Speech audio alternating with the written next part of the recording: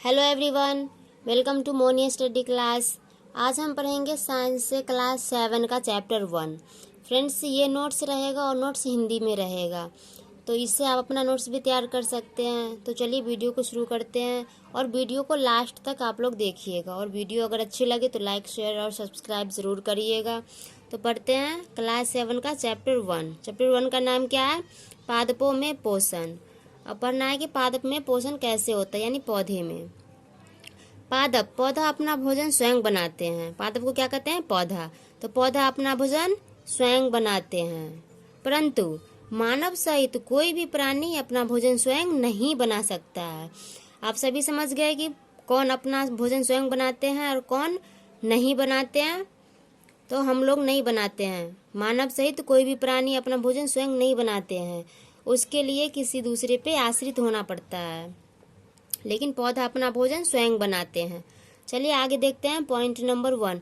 Friends, इसमें जितने भी पॉइंट्स हैं सारे पॉइंट्स को कवर किया गया है, क्योंकि एनसीईआरटी बुक से जितनी ज़्यादा लाइनें आप लोग पढ़िएगा, समझिएगा, उतनी ज़्यादा अच्छी रहेगी, क्योंकि इसमें हर लाइन से क्वेश्चन बन जाती है। तो ज़्यादा शॉर्ट नोट में पढ़ने से भी ज़्यादा फ़ायदा नहीं होगा, इसलिए आप लोग जितना डिटेल में पढ़िएगा उतना अच्छा रहेगा। इसलिए मैं ज़्यादा से ज़्यादा नोट लाइन को कवर करने की कोशिश की हूँ, क्योंकि इसमें सारे पॉइंट्स इम्पोर्टेंट ही लगा था। पढ़ते हैं पादपों में पोषण विधि। पॉइंट नंबर 1 में क्या है? पादपों में पोषण विधि।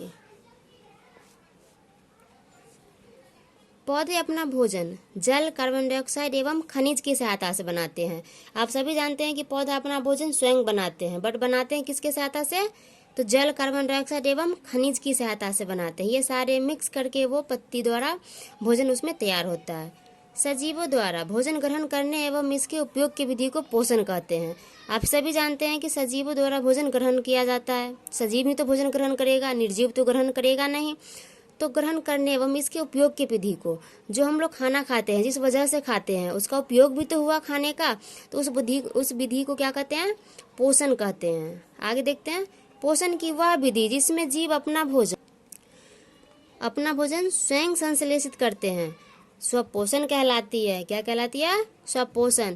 तो किस विधि में? पोषण की वह विधि में जिसमें जीव अपना भोजन स्वयं बनाते हैं, यानी जो पौधे अपना भोजन स्वयं संश्लेषित करते हैं, ऐसे विधि को क्या कहते हैं? पोषण विधि, पोषण कहते हैं। और ऐसे जितने भी पोषण करने वाले जितने भी हैं, मतलब खुद से अपना भोजन तैयार करने वाले जितने पौधे हैं, वो सभी क्या कहलाए? वो सभी पौधे स्वपोषी पौधे कहलाए, स्वपोषी कहलाए। आगे देखते हैं। जंतु एवं अधिकतर अन्य जीवों पादपों पौधे द्वारा संश्लेषित भोजन ग्रहण करते हैं, उन्हें विषमपोषी कहते हैं। जैसा कि आप सभी जानते हैं कि कुछ पौधे दूसरे पौधे पे आश्रित होते हैं, या फिर कुछ जीव दूसरे पौधे पे आश्रित होते हैं। तो जीव एवं अधिकतर अन्य जीव, जंतु और जीव जो भी हो, जो दूसरे पौधे पे आश्रित होते हैं, उसे क्या कहते हैं? उसे विषमपोषी कहते हैं। इसका डिटेल में कुछ पौधे ऐसे भी हैं जो आगे देखा जाएगा, आगे पढ़ेंगे कि उसमें कौन से पौधे ऐसे हैं जो दूसरे पौधे पे आश्रित होते हैं, एक पौधा होते हुए भी दूसरे पौधे पे आश्रित होते हैं। आगे पढ़ते हैं पॉइंट नंबर 2।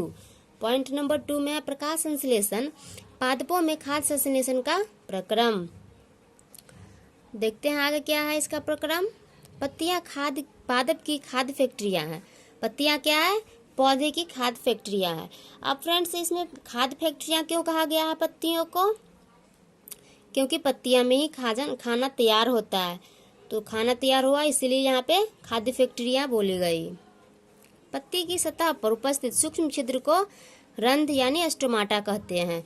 जो पत्ती पे उसके सतह पे छोटे छोटे से छिद्र होते हैं। जब वो पत्ती सूख जाती है तब आप लोगों को नजर आएगी कि उसमें कितने सारे छिद्र होते हैं। उसमें एक पतली सी संरचना जैसे दिखाई भी देती है। वो छिद्र को क्या कहते हैं? उस छिद्र को रंध्र यानी स्टोमाटा कहते हैं। अब आगे देखते हैं।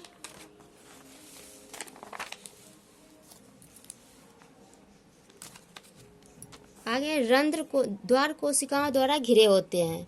अब जो आप रंध्र स्टोमाटा पढ़े हैं, वो किससे घिरा होता है? वो गार्ड सेल्स द्वारा घिरे होते हैं, द्वार कोशिका द्वारा घिरे होते हैं। पत्तियों में एक हरा वर्णक होता है जिसे क्लोरोफिल कहते हैं। फ्रेंड्स, पत्तियों का रंग हरा क्यों होता है? क्योंकि उसमें क्लोरोफिल मौजूद होता है, इसीलिए वो हरा होता है। पत्तियों में उपस्थित क्लोरोफिल सूर्य के प्रकाश की ऊर्जा का संग्रहण करते हैं। अब पत्तियों में जो क्लोरोफिल है उसका काम क्या है? उसका काम यह है कि सूर्य का प्रकाश जब भी उसे मिले वो अपनी ऊर्जा उसे ग्रहण करता है। आगे देखते हैं, इस ऊर्जा का उपयोग जल एवं कार्बन डाइऑक्साइड से खाद्य संश्लेषण में होता है। अब जो पत्ती वो जो ऊर्जा का वो ग्रहण करता है, संग्रहण करता है वो पत्ती, अब वो पत्ती का उपयोग कहाँ होता है?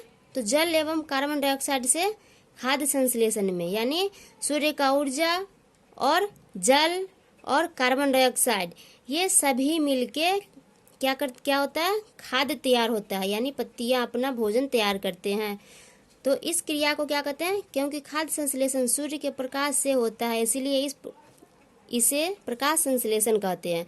तो प्रकाश संश्लेषण का एक शॉर्ट डिफिनीशन हुआ, आप ऐसे समझ लीजिए कि पत्तियां सूर्य के प्रकाश में, किसके प्रकाश में? सूर्य के प्रकाश में भोजन तैयार करते हैं।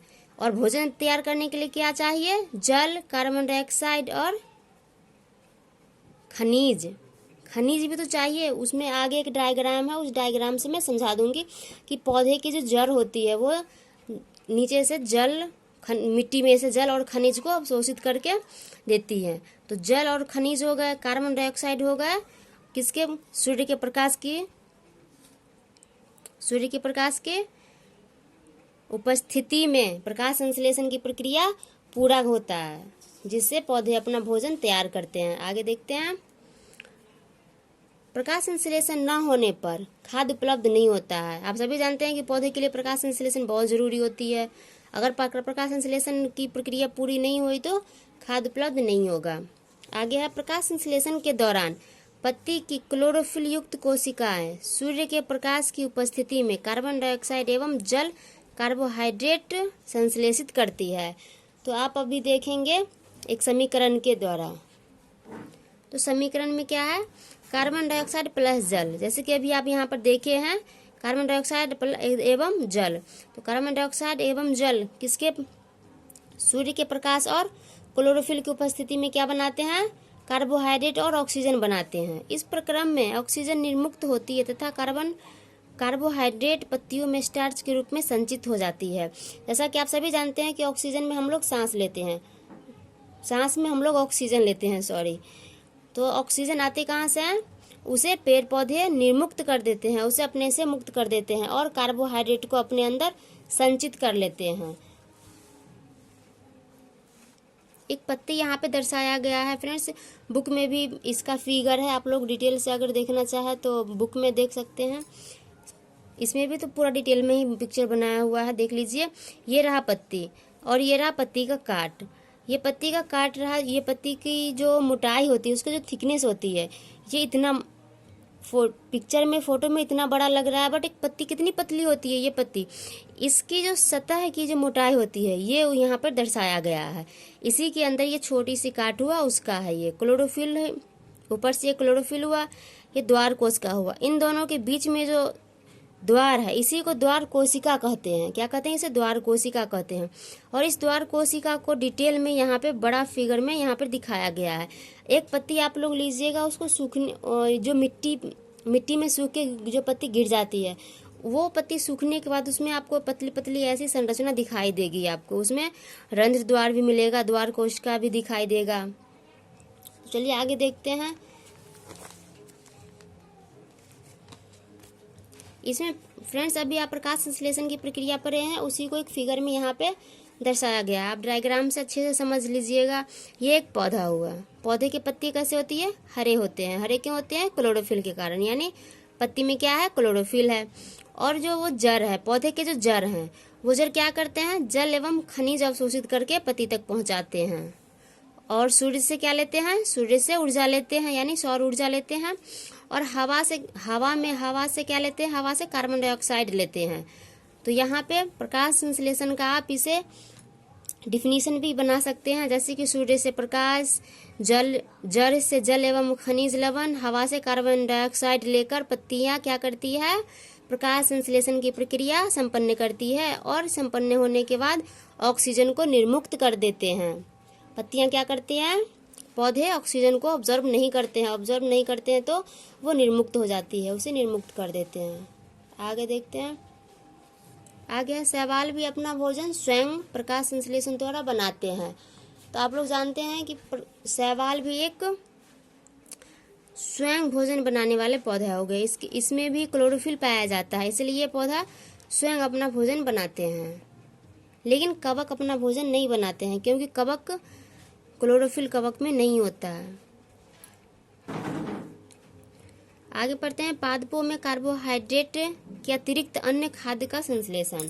अब देखते हैं कार्बोहाइड्रेट का अतिरिक्त संश्लेषण क्या है। कार्बोहाइड्रेट में कार्बन, हाइड्रोजन और ऑक्सीजन से बनते हैं। प्रोटीन कार्बन, ऑक्सीजन और हाइड्रोजन प्लस नाइट्रोजन, इसमें नाइट्रोजन भी है। प्रोटीन किससे, इससे मिलके बनते हैं कार्बन, ऑक्सीजन, हाइड्रोजन और नाइट्रोजन। तो समझ गए। आगे देखते हैं पॉइंट नंबर 3। पॉइंट नंबर 3 में है पादपों में पोषण की अन्य विधियां। अब क्या पढ़ना है, अन्य विधियां पढ़ना है। पादपों में पोषण तो पढ़ लिए, पादप अपना भोजन कैसे बनाते हैं उसका अन्य विधियां भी देख लेते हैं। अमरवेल एक परजीवी पादप है। जैसा कि भी आप पढ़े थे कि कुछ पौधे ऐसे हैं जो दूसरे पौधे पे आश्रित होते हैं, तो वो पौधा कौन सा हुआ, वो अमरवेल हो गया जो दूसरे पे आश्रित होता है। तो अमरवेल को क्या कहते हैं, एक परजीवी पौधा कहते हैं। जिस पर ये आश्रित या आरोही होते हैं वह पौधा यानी वह पादप परपोषी कहलाता है। जैसे कि ये अमरवेल ज़्यादातर आम या लीची ऐसे जैसे पौधे पे ज़्यादा रहता है, तो ये जिस पौधे पे रहता है उस पौधे की क्लोरोफिल ये अपने अंदर खींच लेता है, अवशोषित कर लेता है, क्योंकि इसके अपना पर्सनल नहीं होता है, इसके अंदर क्लोरोफिल नहीं होता है। इसके वजह से ये दूसरे पौधे पे से आश्रित होना पड़ता है इसका अपना जीवन यापन करने के लिए। तो अमरवेल क्या हो गया, परजीवी हो गया। अमरवेल कैसा पौधा है, परजीवी पौधा है। और ये जिस पौधे पे रहता है उस पौधे को परपोषी कहते हैं। आगे देखते हैं। आगे है कीटों का भक्षण करने वाले पादप कीटभक्षी कहलाते हैं। आप सभी जानते होंगे कि पौधे तो प्रकाश संश्लेषण द्वारा भोजन तैयार करके खाते हैं, फिर ये कीटभक्षी पौधा कैसे हो गया। तो इसमें कीट भक्षण करके इसीलिए खाते हैं ये पौधे, क्योंकि ये पौधे में क्लोरोफिल होती है।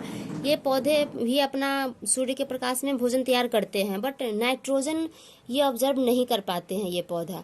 तो इस पौधे को नाइट्रोजन की कमी हो जाती है, जिसके वजह से छोटे छोटे जानवरों को अपने अंदर फंसा के ये खा लेते हैं। इसमें घरे एवं ढक्कन जैसी संरचना होती है। इसके घरे में जो भी कीड़ा आ जाती है उस कीड़े को अपने ढक्कन से बंद कर लेती है। ऐसे पौधे को क्या कहते हैं, घटपर्णी फीचर पादप कहते हैं। यानी घटपर्णी पौधा कीटभक्षी पौधा हुआ। ये पाया कहाँ जाता है, ये भारत के असम में पाया जाता है। अपने भारत में कहाँ पाया जाता है, असम राज्य में पाया जाता है ये पौधा। आगे पढ़ते हैं पॉइंट नंबर 4। अब पॉइंट नंबर 4 में है मृतजीवी।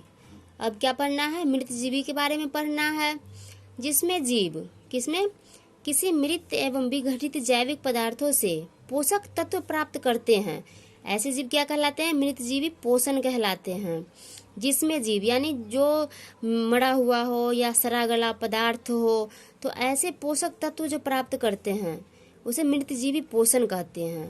मृतजीवी पोषण प्रणाली का उपयोग करने वाले जीव मृतजीवी कहलाते हैं।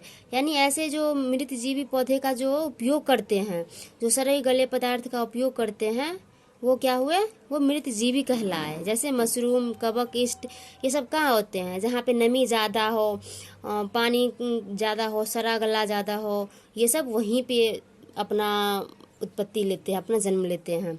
ब्रेड को नमी वाले जगह पे रखने से एक छोटी रुई के समान पतली पतली सी धागे जैसे संरचना दिखाई देती है। वो क्या है, वो कवक कहलाता है। जैसे कि ब्रेड को आप पानी में बहुत दिन या फिर गीले जगह पे बहुत दिन के लिए छोड़ दो, तो वो फिर बाद में आप देखोगे कि उसमें एक पतली पतली सी रुई के धागे के समान एक पतली पतली सी संरचना सा दिखाई देगा आपको। वो क्या है, वो कवक होता है। आगे देखते हैं। कुछ जीव एक दूसरे के साथ रहते हैं तथा अपना भोजन, अपना आवास एवं पोषक तत्व एक दूसरे के साथ बांटते हैं। इसे क्या कहते हैं, इसे सहजीवी संबंध कहते हैं। जैसा कि आप सभी जानते हैं आवास सबके लिए जरूरी है और पोषक भी सबके लिए जरूरी है। लेकिन कुछ ऐसे भी होते हैं जिसके पास आवास हुआ तो पोषक तत्व नहीं हुआ, अगर पोषक तत्व हुआ तो आवास नहीं हुआ। तो यहाँ पे एक दूसरे का जो आपस में बांटते हैं वो सहजीवी संबंध कहलाते हैं। जैसे कुछ कवक वृक्षों के जड़ों में रहते हैं। अब वृक्ष के जड़ में कवक रहता है तो कवक को क्या मिल गया, कवक को अपना आवास मिल गया, क्योंकि कवक को ऐसे ही जगह पे उगते हैं जहाँ पे इसका पोषक तत्व प्राप्त हो सके। यानी ये अपना भोजन तो तैयार कर नहीं सकते हैं, आप सभी जानते हैं, तो ये पोषक तत्व के लिए अपने पौधे में घर बना लेते हैं, आवास ले लेते हैं।